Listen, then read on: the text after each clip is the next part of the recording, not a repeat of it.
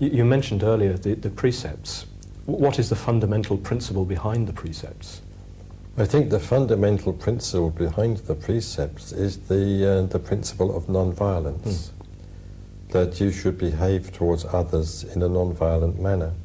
And I think the precepts of not taking life, not taking what is not given, and abstaining from sexual misconduct and not using wrong speech are all derivative from that fundamental principle of non-violence.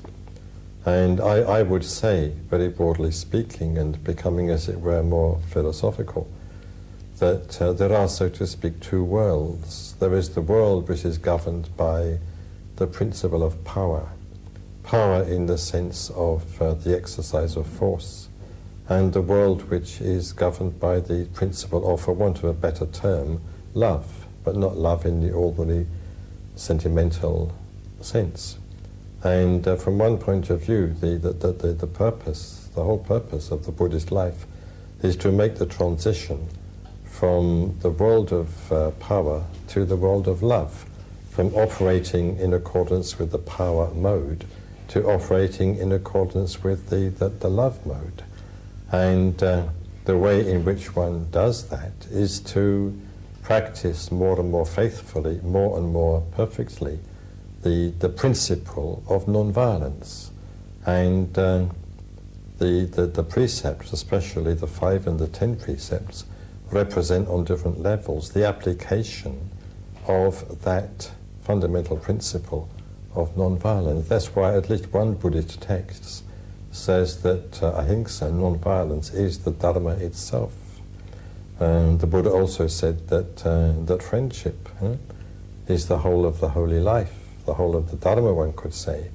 And friendship, of course, is the acme of the love mode, inasmuch as that relates to one's dealings with other people.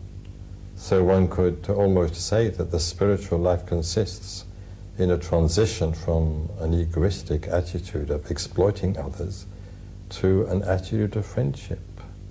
The spiritual life does consist in friendship. One could even say that ethics is friendship. Friendship is ethics. You can hardly be ethical without being a friend. You can't be a friend without being ethical. And no doubt friendship goes even farther than that.